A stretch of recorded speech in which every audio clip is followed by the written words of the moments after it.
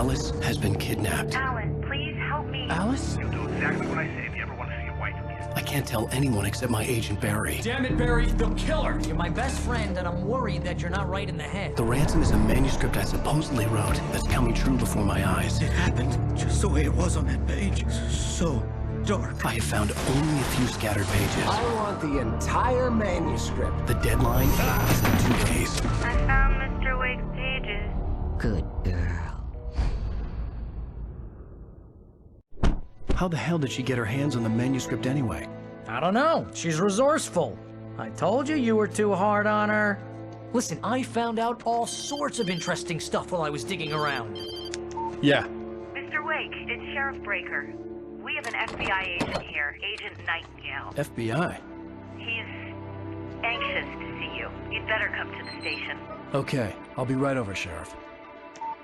Let's make this quick, huh? Help you folks? Name's Randolph. I'm the manager. We're looking for Rose. Works as a waitress down at the diner. Rose, sure. Nice girl. Who wants to know? I'm Alan Wake. The writer, huh? I heard on the radio you were visiting. Well, I'll show you her trailer. That Rose, she's a nice girl. Always pays her rent on time. As I was saying, Al, I found all sorts of weird stuff from the local newspaper's archives. This place is crazy. Disappearances, mysterious deaths, urban legends come true, and get this, most of this stuff takes place around Cauldron Lake. Well, you ain't wrong, mister. The Indians thought the lake was a doorway to the underworld. I'm the God-fearing type myself. I don't hold with that sort of thing. Yeah, okay. Anyway, there was an island there owned by a guy called Thomas Zane. Now, some of the articles I found about him make him out to be a famous writer, but I ran a bunch of searches, couldn't find a single thing he wrote. Zane was heavily into diving, so much so that the place came to be called Diver's Isle. But the volcano under the lake erupted in 1970, and Zane went down with the island.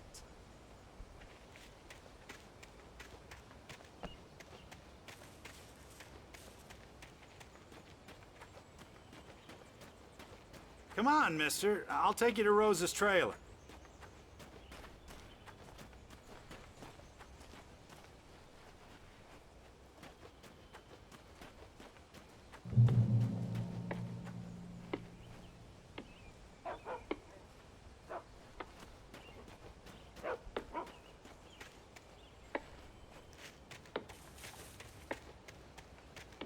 Yeah, how about that?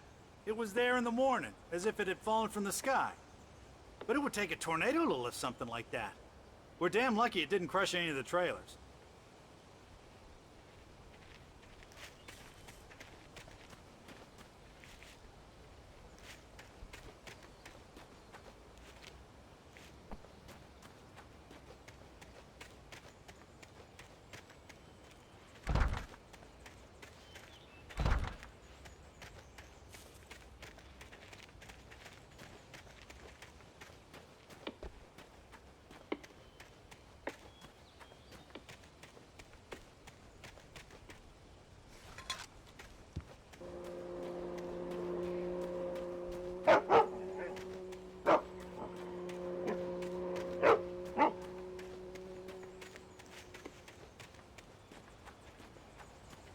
Just follow me.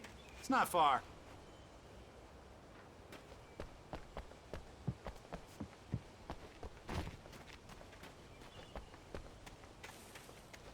Listen, I got things to do. This place don't run itself.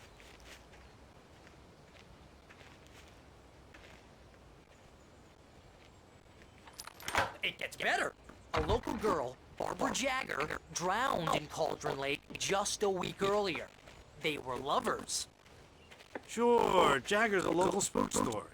The Scratching Hag comes for you in the dark. Childish stuff like that. Anyway, Al, I'm just getting to the best part. All of the articles about this stuff were written by Cynthia Weaver.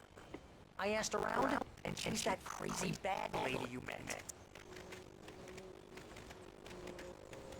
Yeah, anyway, she knew both Jagger and Zane before they both died, and she had some kind of a breakdown.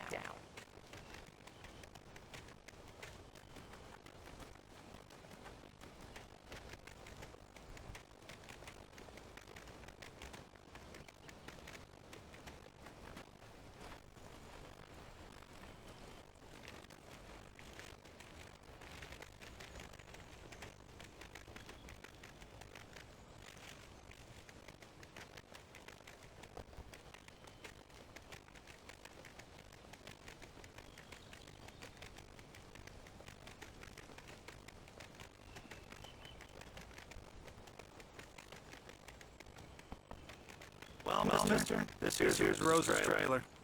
You mind me asking what you want with her? We're just here to talk to her, pal.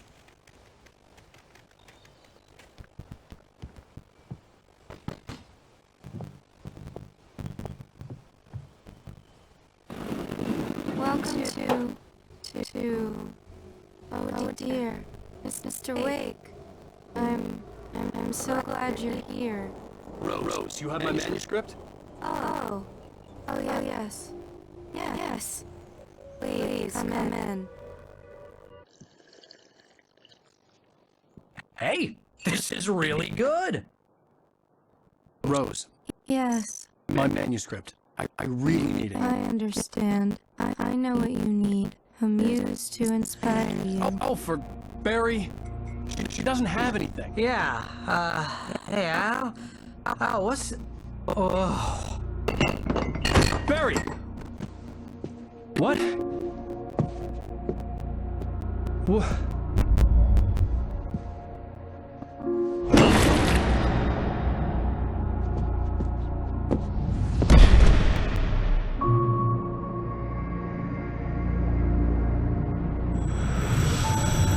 It's coming for you, hiding in my barber's skin. I'm too weak to stop it. You must turn the lights on.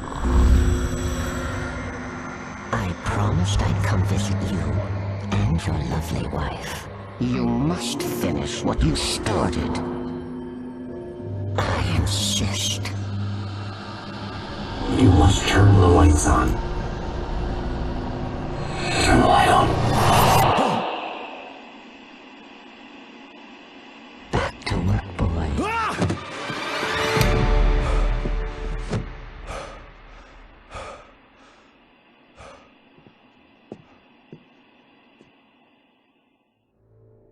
I felt nauseous, hungover. Only anger kept me going. I can't tell reality from dream anymore, but it seems I have an imaginary editor to help me. She's an old woman in a funeral dress. I call her Barbara Jagger. She's very strict. I'm writing faster and faster. My manuscript is being heavily revised. The edits are getting very aggressive, and each day there's less of me and more of her. I hate it, but I know she's right. She promises me I can save Alice this way. She knows more of this than I do. About the complex incantation I'm attempting. About this place. She's worked with another writer under similar circumstances, Thomas Zane. The genre of the story seems to be shifting.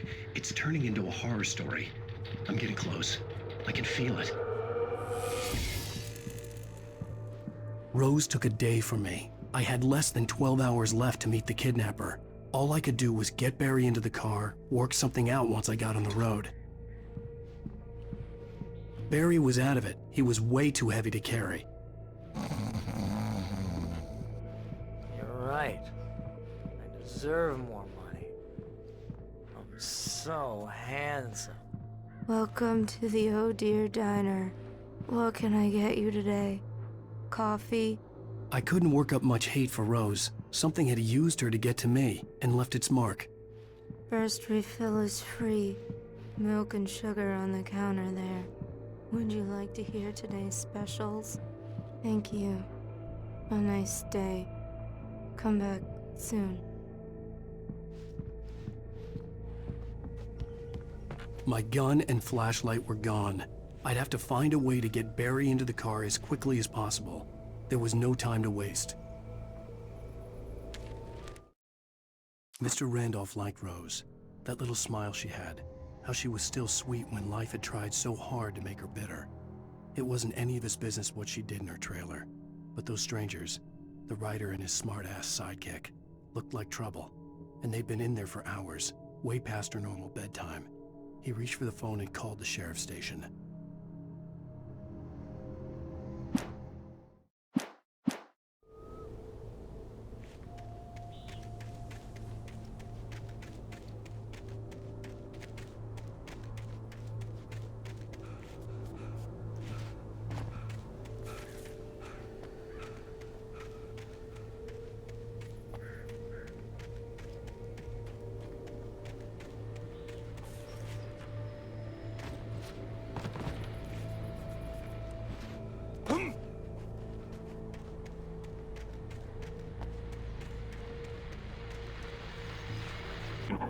just stepped outside to catch a breath of fresh air. Let me tell you, the weather's getting heavy. Nights like this make me especially glad I'm here talking to you and not home in bed. Once the weather takes a turn like this, I can't sleep at all. It's all tangled bed sheets and dark thoughts, punctuated by the occasional plunge into nightmare. Is it just me? Well, perhaps it is. But I hope I can make the night a little bit easier to get through. Caller, you're on KBF FM. Hey, Pat, it's Walt Snyder. What's on your mind, Walt? Well, I am the way you are, but, well, I can't sleep either, you know? I just been staring out the window here, trying to make sense of it all, but, I ain't been drinking either, you know? I just... Well, you sound like a man with a problem, Walt. I had argument with Danny, Danny, and, then I got in trouble with the law, and, I'm just, well... I heard something like that, Walt. Yeah, well, he's, Danny's my best friend, and, they let me on bail today, and now I'm just alone here at the window, waiting, man, and there's something in the air tonight, man. I was just outside looking up at the sky above our broadcast tower thinking the same thing. What are you waiting for, Walt? I don't know. Something's gonna happen. I think I better go. Well, Walt, maybe... No, thanks, Pat. Well, good luck to you, Walt. Hang in there. Let's take a little break, folks. This weather's really something else, huh? How can I be sure that you will walk away? Why do you love this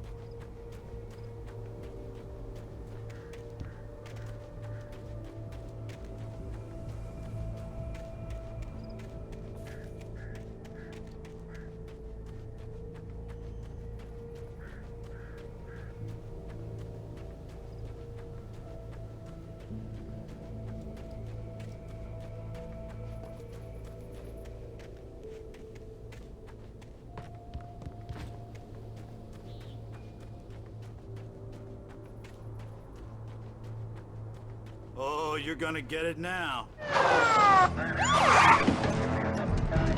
God knows what you've done to that poor girl. This is Agent Nightingale, FBI! Get him up, Hemingway! You're under arrest! You move a muscle, I'll unload right in your goddamn face! Stay right where you are, Triple A!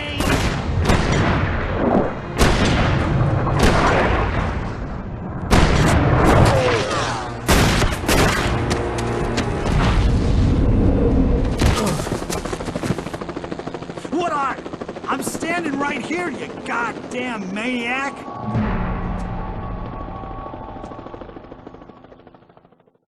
I hated to leave Barry behind, but there was no way I'd miss my appointment with the kidnapper. Give it up, Mr. Wake! Come on! Take it easy on him! Don't let him get away! Move it! Move it! Move it! I'll have you shot if you let him get away!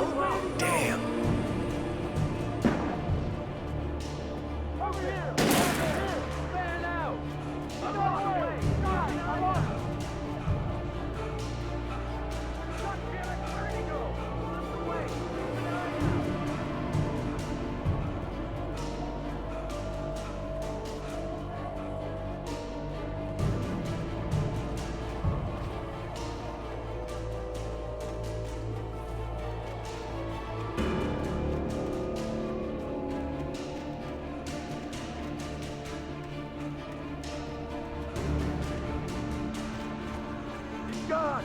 Come on, guys! We need to head him off! For decades, the darkness that wore Barbara Jagger's skin slept fitfully in the dark place that was its home and prison. It was hungry and in pain. It dreamed of its nights of glory when the poet's writing had called it from the depths and given it a brief, terrible taste of power and freedom. The rock stars had stirred it from the deep sleep the poet had sunk it back to in the end. When it sensed the writer on the ferry, it opened its eyes.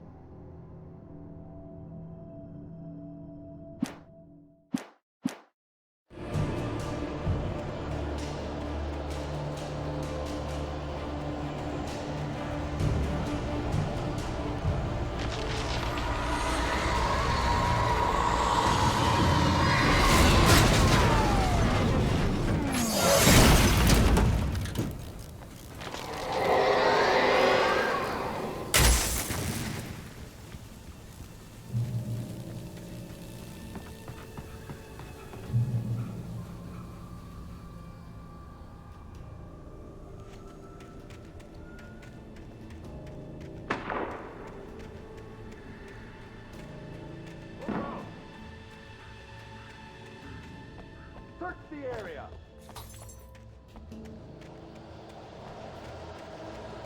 Stay sharp! This way! Over here!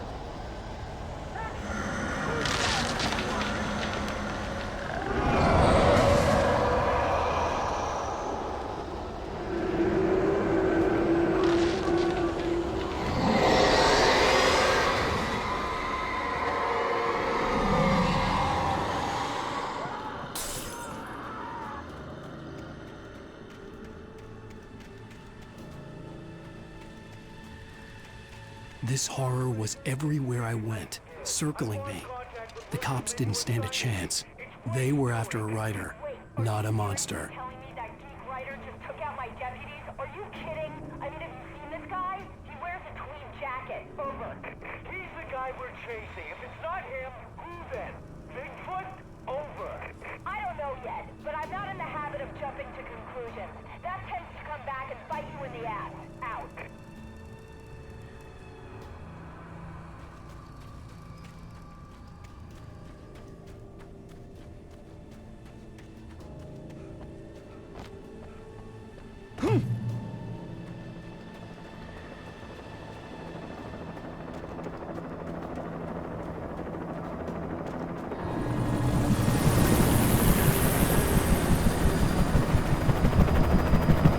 You on the ground. Hold it right there.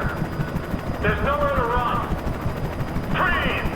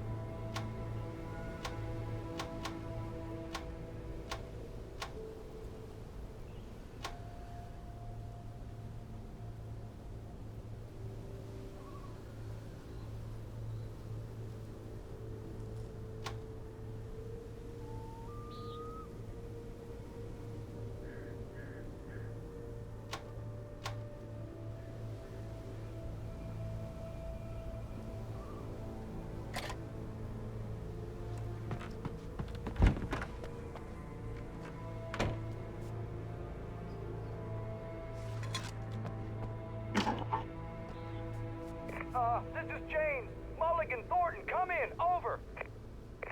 Thornton here. James, we got both Wheeler and Rose in custody. They didn't put up a fight or anything. Why, they were... Hey, what are you doing? Come on! Sit down and give me that. Gaines, Mulligan here. Over. Go ahead, Mulligan. Over. We got Wheeler and Rose here. Wheeler's drunk or hopped up on something.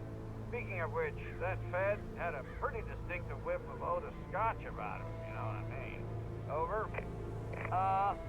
I don't have anything on that, Deputy Mulligan. Over. Well, whatever. Anyway, Rose is just being plain weird here.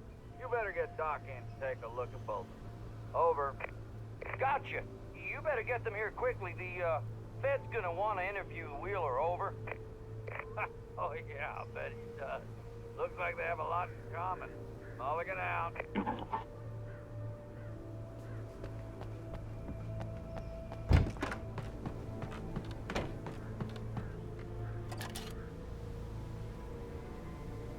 I could see the lights of the radio station in the distance.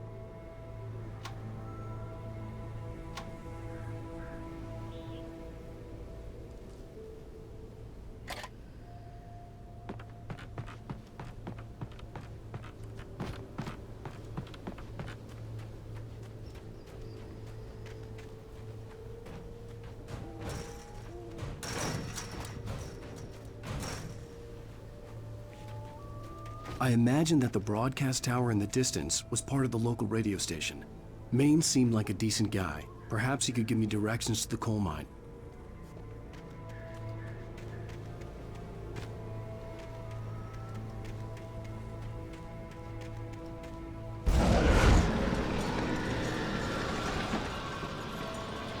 Unnatural shadows clung to the gate.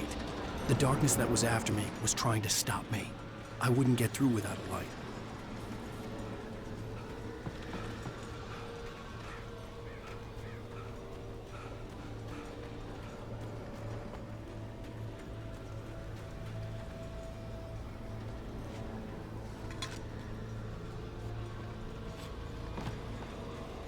There was no power to the searchlight.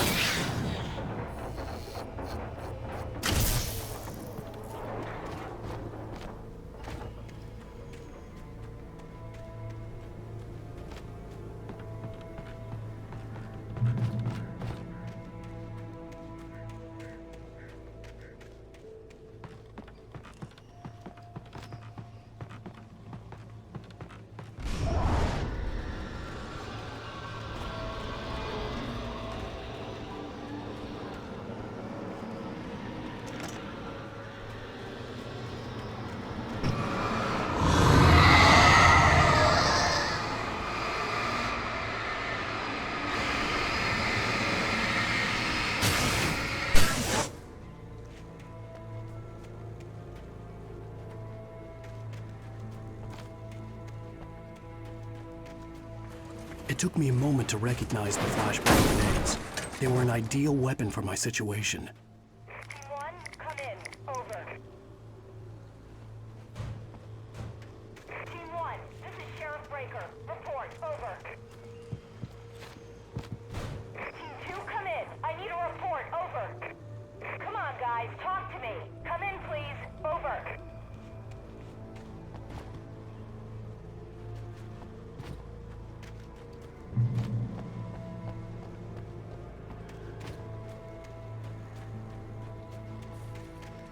You have the right to remain silent.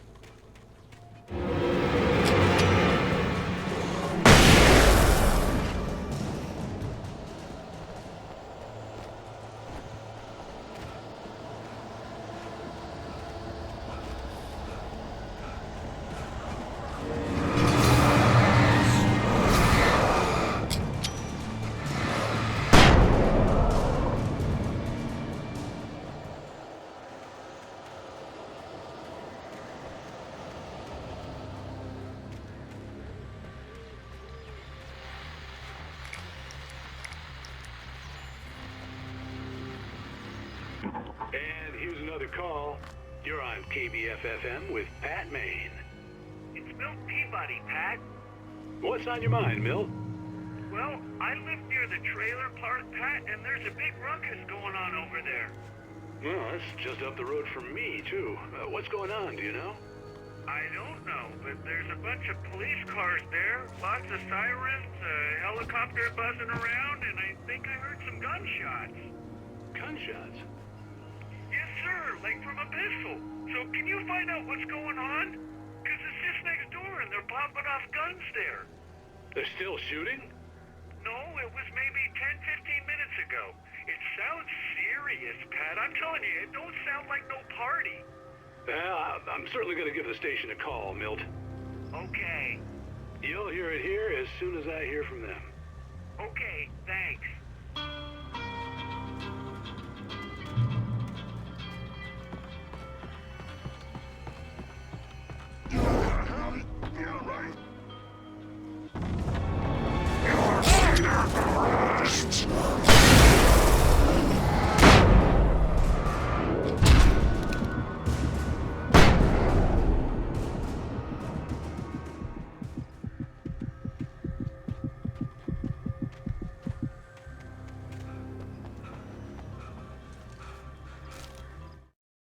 Touched by the dark presence, Rose was lost in a dreamland where everything was drawn in black and gray crayons. The old lady had promised her that all her wishes would come true. She would be Alan Wake's muse. She was smiling so hard it hurt her face. She crushed a bottle full of sleeping pills into the coffee. Deep down inside, she was screaming in terror.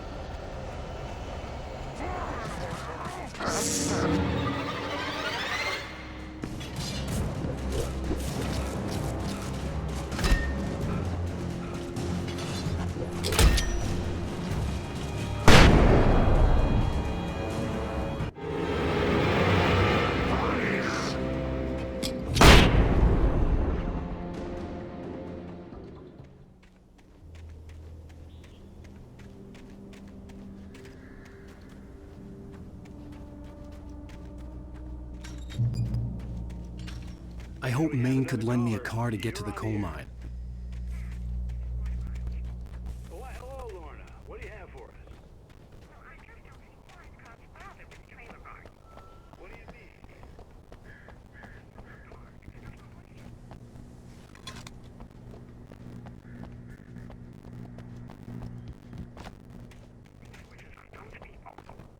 Well, I'm sorry, but my granddaddy settled it by calls in 1911. well, thank you very much for that compassionate view, Lorna. Oh, here's a little surprise. The famous writer Alan Wake just walked in, folks. I'm going to see if I can talk him into an interview.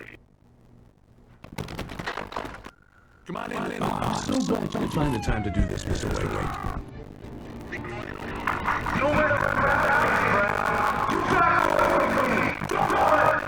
Whoa, everyone. That's Nightingale. We got him. What the hell's the matter with you? There's a civilian in there.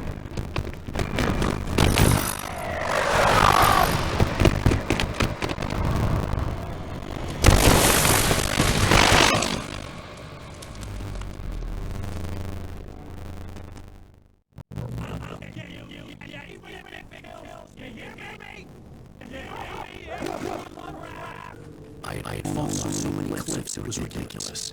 That's what you get for naming out this sudden stop.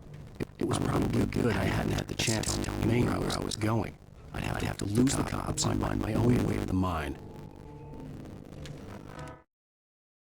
Nightingale stared through the broken studio window into the dark woods. He turned around, started to walk out, but Maine grabbed his arm. "Young man, you almost shot me. You don't shoot off rounds at people like that. What's the matter with you?" Nightingale shook his arm free, marched out. His cheeks burned with rage and humiliation.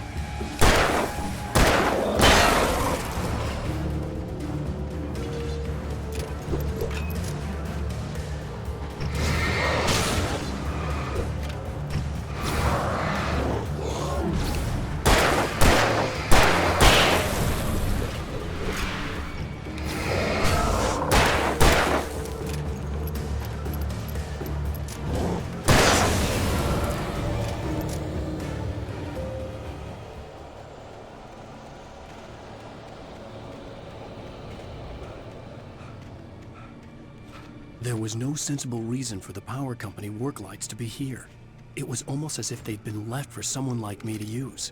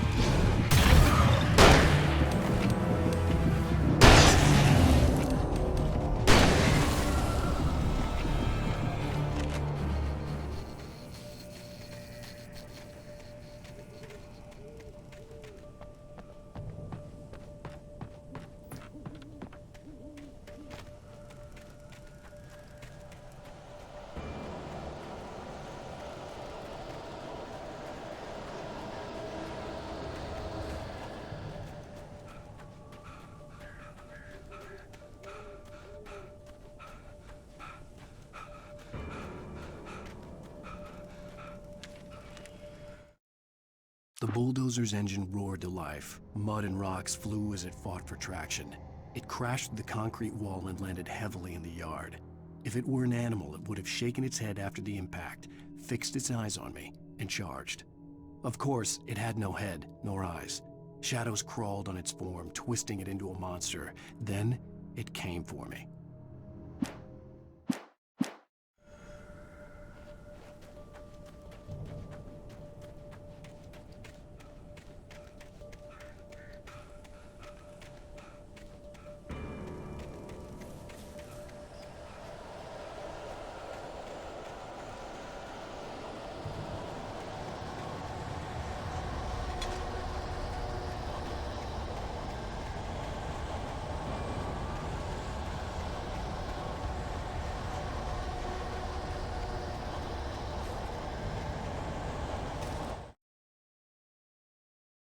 Sarah trusted her gut, and her gut said Agent Nightingale was an asshole. He felt wrong, and it wasn't just the smell of stale booze. It was in the way he flashed his badge, pulled rank, the look in his eyes when he wanted answers. Where was Alan Wake? What was this about an accident? Where was his wife? And most importantly, why did she let Wake go? He wouldn't answer her questions. Federal business was all he'd say.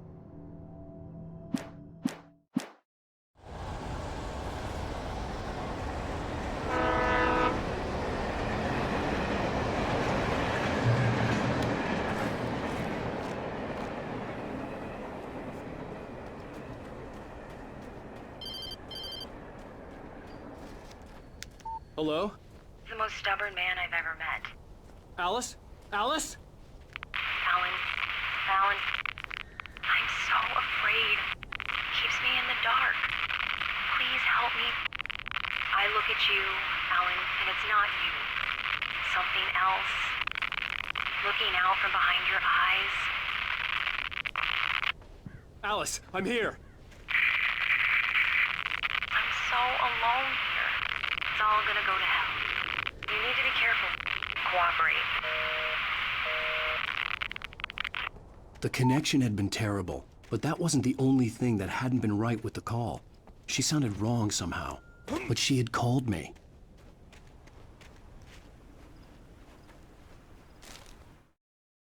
The pipe wrenched itself loose from the bridge's steel framework. Wrapped in darkness, it floated in midair, twitching. For a moment, I didn't understand what I was looking at. The heavy object lurched at me with impossible force. I threw myself out of the way, but just barely. When I turned my flashlight on it, it shook in a dark rage before it flew at me again.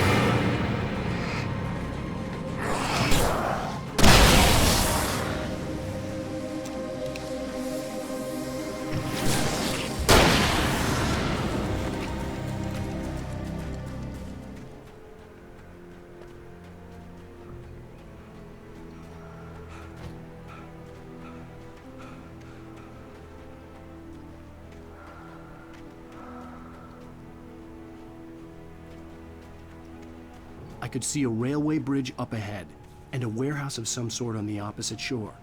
I hoped I could find a car from there.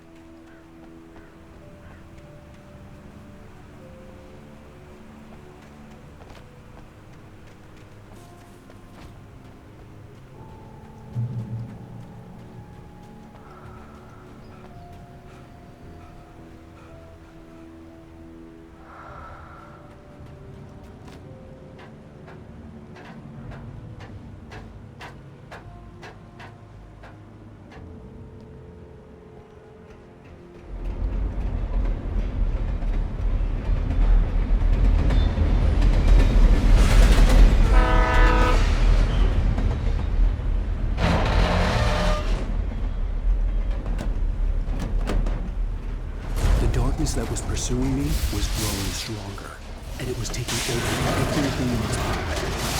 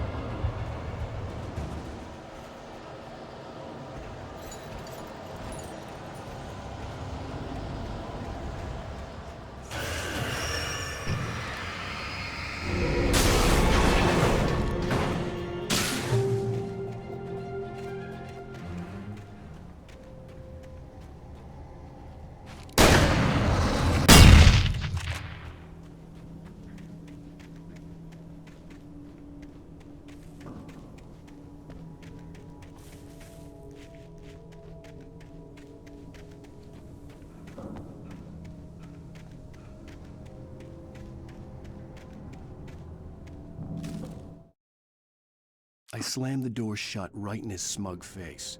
He pleaded for me to open the door. True to form, the asshole actually thought I would obey. I had no sympathy left, no guilt either, not for him. I took a moment to savor the scream. I bet I had a smile on my face. It was all that I had time for. The dark presence was inside the lodge with me.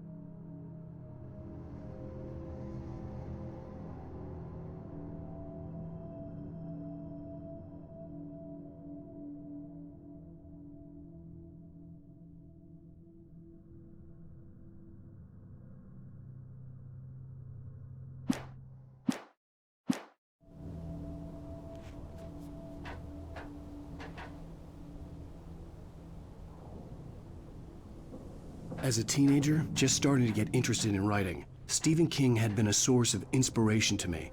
I thought about all the inanimate objects that had come to life in his books. No one is safe in a good horror story, certainly not the protagonist. That's what makes them fun. This was anything but. The darkness could possess anything, and it was getting closer.